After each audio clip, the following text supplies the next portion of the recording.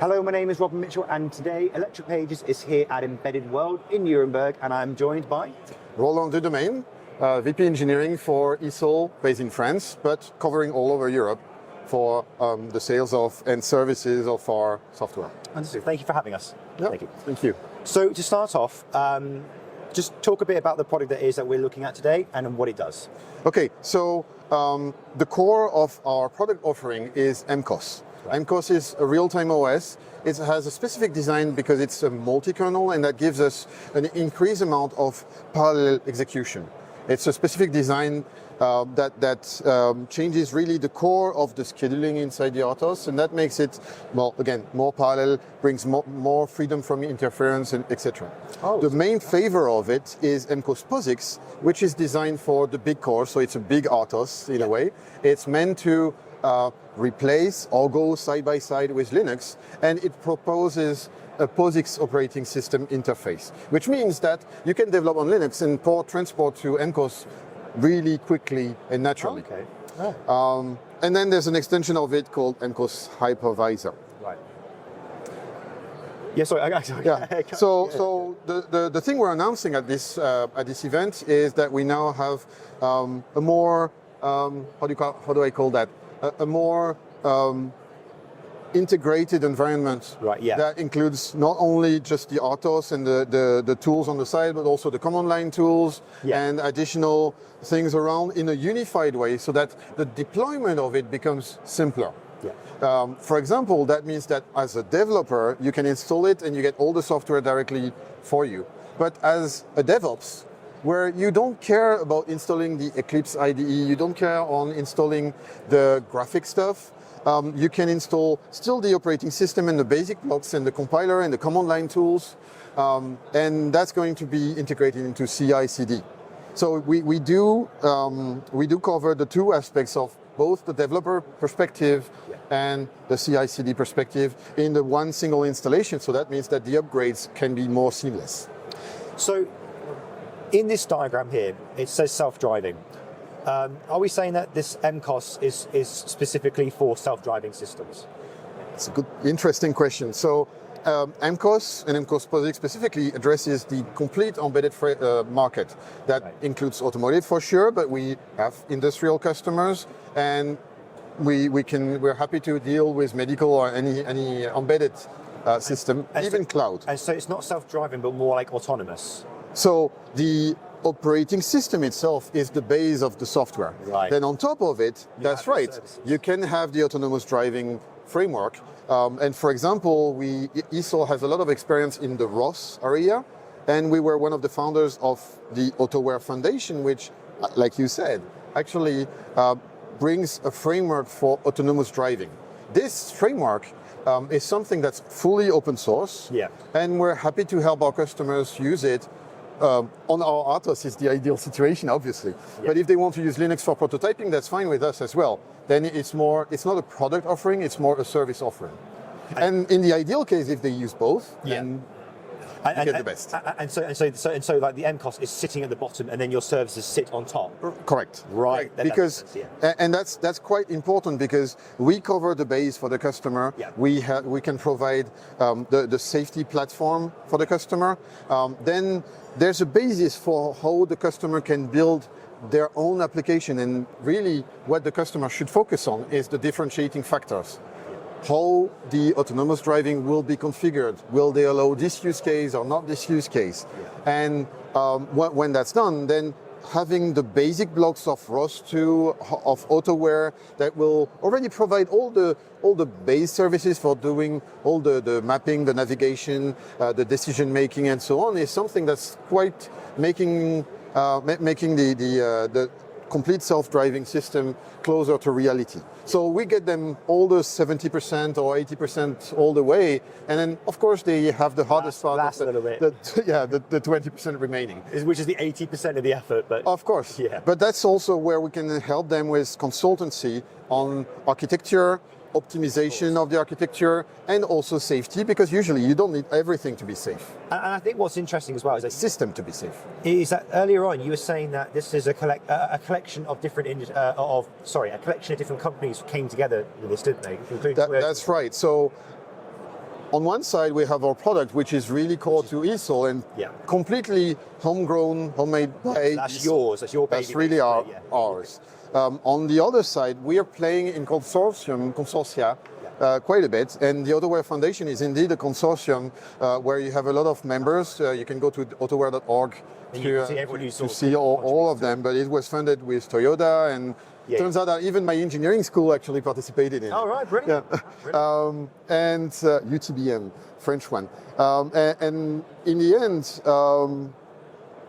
what's important is that this is it's still advanced software, but it is non-differentiating when you want to create an autonomous vehicle. Because it's not necessarily it kind of applies to almost, well, it applies to a lot of automotive, autonomous applications. Right. So, and that's the key point, because what's not differentiating, it's easy, well, it's obvious that you can put it in common.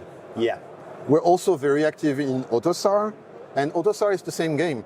It's about a common specification for making a development platform, and that helps you actually develop applications in standard, because the application will be very specific to your own system, but then rely on the standard platform, which you can not interchange necessarily, but at least you can develop on one and you can deploy on the other for prototyping and for production. And so just to make sure I understand this correctly, in terms of like the common libraries, the common functions, you might find that an autonomous system in a factory which delivers goods from A to B has the same type of requirements as maybe or like base requirements that a vehicle on the road might have, because they're both kind of doing the same thing. Right. So if you think about it really hard, any autonomous device, whether it's an arm or like the one behind you, exactly, whether it's a car or something in the middle that's a robot going from A to B in the factory, they're all kind of the same, meaning that they have some sensors. They will take some decision on the movements, and then some actuators. The big difference is that the arm has a lot of flexibility and a lot of freedom, axis of freedom. Meanwhile, the car has a lot of sensors, but very few controls. Yeah, so one axis of control, and that's it. Left or right. Left, right, and accelerate or brake. Yeah, there's almost no. There's a little bit of more than that, but almost. And so that's why ROS is still a reusable framework as a basis for making the framework. But at the end, the Autoware makes it standard for the car, and there should be others for the... Especially for the sensors, because all those devices will be taking sensor data in, and they're all going to be processed in a similar way, because there's only so many ways you can process visual information or a LiDAR or something. Exactly. So at the end, however, you still need to make it real-time. Of course. And that's where the usage of a real-time OS comes back full circle. And that's why you said it was multi-kernel, didn't you? So right. So the MCOS POSIX is a microkernel. Both, actually. Oh. So it's two terms. Okay. Microkernel means that each application and also device drivers are isolated. So if one crashes, then the others probably aren't affected. But that's only the memory perspective. Yes. When it comes to scheduling or scheduling, depending on where you are, then the question is, can you guarantee that this core will actually be independent from this core, etc.? Because if one process crashes and is exactly in a loop. And that's, well, I have another slide here. That's not the case for most schedulers, actually, because in the typical SMP platform that you find all around, then there's a global system, a global database of all the threads in the system, and all the cores are fighting to get access to that database. When they do, obviously they will lock each other and they will slow down each other to access that table. In the multi-kernel design, that's not happening. In the multi-kernel design, each core has its own table of threads, and then they can freely reschedule and decide which thread to run, and then that they can communicate with each other. But at least that means we get more parallelism there, because there's no lock across the cores.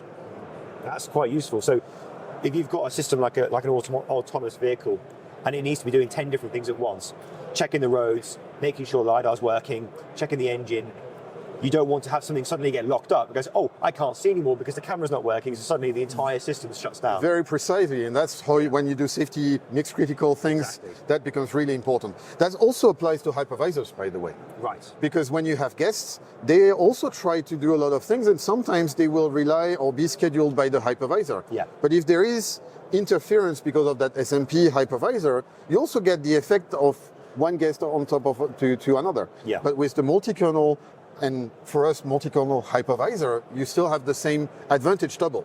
Yeah. Interesting. A quick update to this video. We've got one more thing to look at as a sneak peek. Please go. So another announcement that we would like to make is that ESOL just joined the SOFI consortium made by ARM, and so SOFI is interesting because it tries to link the software-defined vehicle, so really the embedded part of it that has a lot of safety and a lot of software, complex software, with the cloud. Right. There are many use cases that are being discussed, but one of them that actually triggers ESOL pretty much is the fact that there's a possibility to make the digital twin. So you can simulate the car in the cloud, which allows the developers to develop their software directly in the cloud. Then they can actually use the AutoWare framework, for example, that we discussed before, and prototype that and make sure that they completely tailor the software and optimize the software. And once that's ready, then the deployment can be managed correctly to the car. In the early days, that's good for early development, but then that's even more powerful once the car is deployed, because you can continue to do continuous development and deployments with that cloud connection. Yeah. Interesting. So that's a sneak peek in the future. And it's interesting when you talk about digital twins because they're becoming quite what's the word?